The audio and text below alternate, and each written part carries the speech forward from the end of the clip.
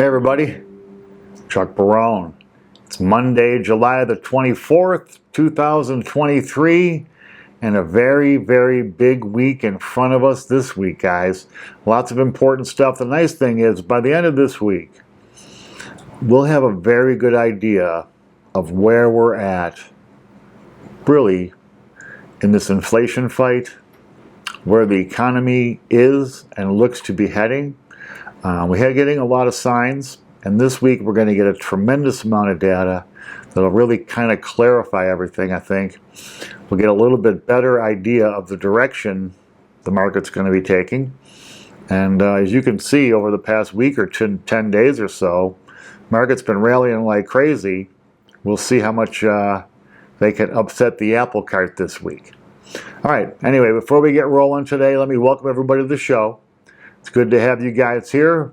As always, thank you very much for your guys' support. We appreciate you guys watching these videos, participating in the show, your questions and comments. You guys mean the world to us, man. We appreciate you. All right, so let's look at these markets today. Stocks continuing to rally, man. Nice rally all across the board today. You got the Dow Jones jumping 183 points, now well over 35,411.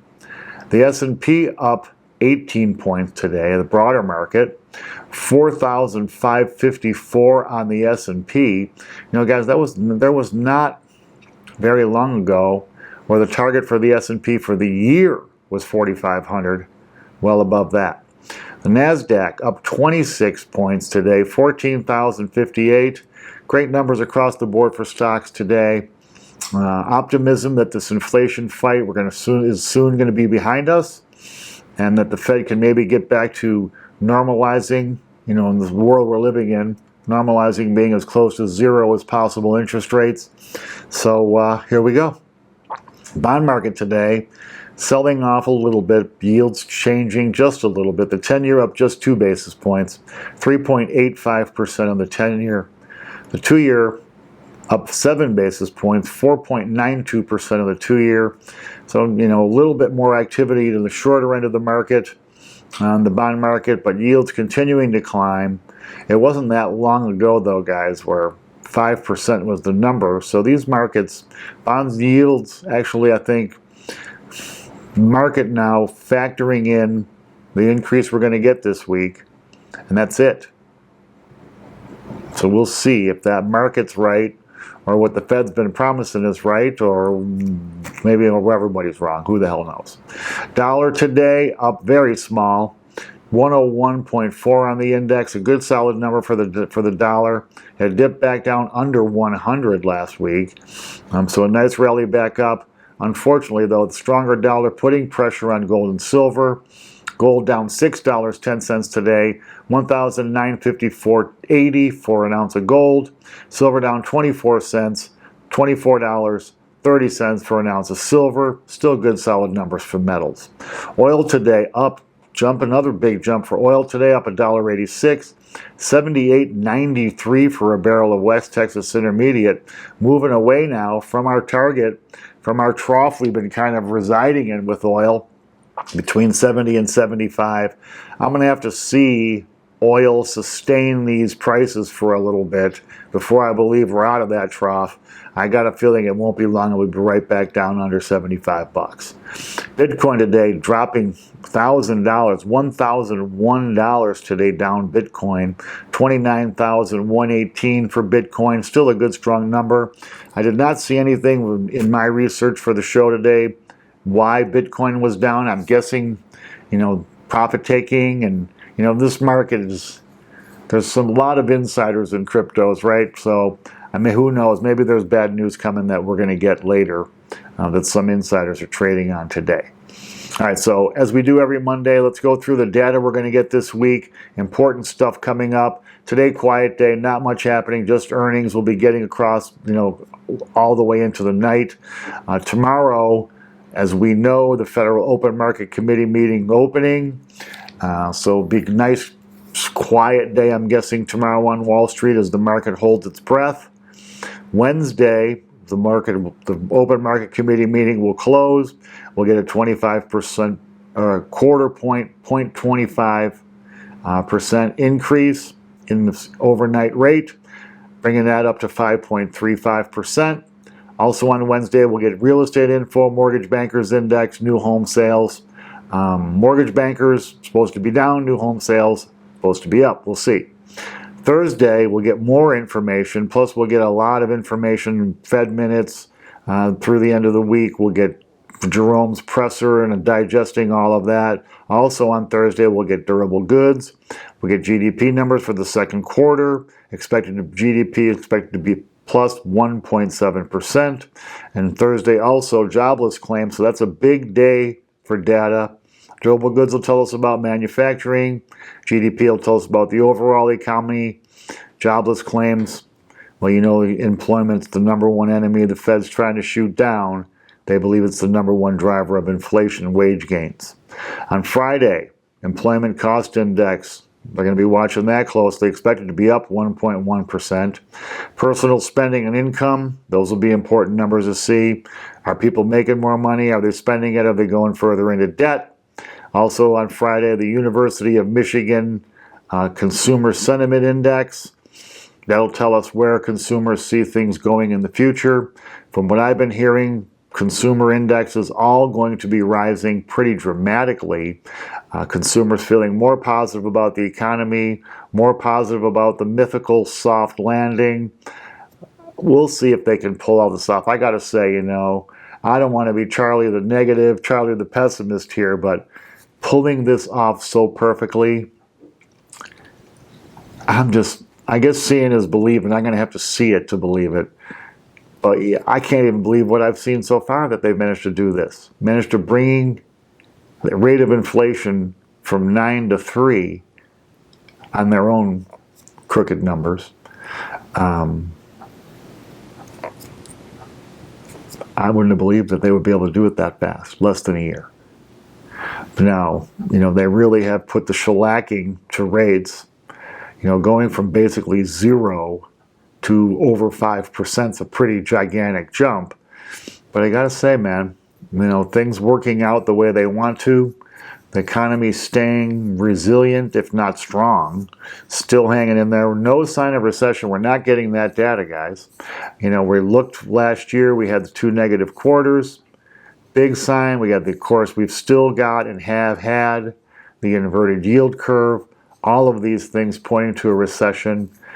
Pointing to doesn't mean we're going to have one, because we haven't yet. And even with these signs, until I see big layoffs coming and see really negative earnings, which we're not seeing on the stock market, you know, I don't know. Maybe the Hindenburg actually sticks the landing. Holy crap. So all eyes this week. News you guys need. We're going to talk about pretty much all week. This is Fed week. It's a big one because there's almost 100% certainty that we're going to get a quarter-point increase this week. The markets have priced it in. The Fed has promised it. I've been telling you guys for sure we're going to get it. It looks like now, you know, this is as near as certainty as you can get. That'll bring the overnight rate up to 5.35%. Well, now comes the fun part. Now comes what's next, right? And that's where the market wants to be in the future, right? You know, is this the end of the rate increases? Will there be more coming? The market now kind of factoring in no more increases this year. Now, they were earlier this year when they're factoring in rate cuts. They've had to price those out. But let's look at it. You know, we have our CPI top line number at 3, but the core number is at 4.5. And that's the one I think they're going to pay much more attention to. So I will tell you this, guys. This is just me talking here. If they can't get these core numbers down under 3%, I believe we will see at least one more 25 or, you know, quarter point increase this year. The core number is the one I believe they're going to be looking at. It's 4.5. That's more than double their target. We'll get, if that number doesn't come on down dramatically, we'll see another increase in September. That'll bring the overnight rate up to 5.6%. You know, they probably get there much more quickly with the top line number, but now oil prices on the way up again. So we'll see where that goes. Everything. And now I think personally, I think they'll raise the rate sooner rather than later. So I think we'll probably get a quarter in September. We'll see what the data tells us, you know, leading up to that. But as it stands right now, that would be my educated guess. We will get we'll get a 25% or quarter point bump, 0.25% bump this week. We'll get a quarter point bump again in September. We'll see where the data goes from there. All eyes this week, though, on St. Jerome. Powell's the guy in the spotlight, man. His press conference is going to be must-see TV this week, man. You know, he has been very hawkish. He's talked, and I got to say, you know, props where they're due. He's done what he says they were going to do. There were no head fakes. There was no green span speak where you're trying to figure out what in the hell did the guy just say. He talked for an hour and you can't even decipher 2 minutes of it. Powell's been pretty blunt. Now they have told us we're going to get this increase this week. We know we're going to. Powell and the rest of the Fed have been saying one more this year, market discounting that. So, and Powell been very hawkish. So we'll see at that presser and on through the rest of this month and into next, does he soften his tone a little bit? Does he do anything or say anything to signal to the market that maybe there won't be any more rate increases this year? I think as soon as the market gets that signal, we're done with rates, you're going to see a pretty good run on the stock markets, would be my guess. So, I don't know, guys. What do you think? You think we're going to get just one more this week and then we're done? You think we'll get another one after that? You think maybe we'll get even more increases this year? I know you guys are not big believers in the government's numbers, but that's what the numbers we have to play with, and that's the numbers everybody on Wall Street's responding to. It's going to be a fascinating week, for sure, to see, because there's just so many things in play now. You know, you're going to get real estate, that's going to be crappy. The market's going to be holding its breath till you get, you know, this Fed result on Wednesday. Then you'll get a lot of economic data. You know, you'll get some good, some bad. If there's any surprises anywhere, it upsets the whole plan, the whole apple cart. They've been having the ball bounce perfectly right to their hands every time. We'll see if they can sustain that. I got to admit, I have my doubts. I have my doubts. But, you know, I got to admit, you know, I haven't been wrong on everything, but I certainly have been wrong on what the Fed's power was. How would they be able to get this into place so quickly? I really thought this was going to be a multi-year battle, something that would take a long time with higher and higher rates for longer and longer to get inflation numbers even down to where they are. So, you know, we all going to learn. Our life, that's our journey in this life, is to continue learning. I wish I could say I knew it all, but I don't. So I'm going to be with you guys, fascinated this week to see how it all plays out. And as always, we will be here to bring you guys the news you need. That's it for the day, guys. We appreciate your support. We'll be back again tomorrow. I'm guessing tomorrow will be a quiet day. I'm sure there'll be some rumors and a lot of talk about the Fed Open Market Committee meeting. So we'll have a little bit of this and that to talk about tomorrow. But Wednesday starts the party. So batten down the hatches and get ready, guys. Until then, until we meet again tomorrow, you guys all take care. See you tomorrow.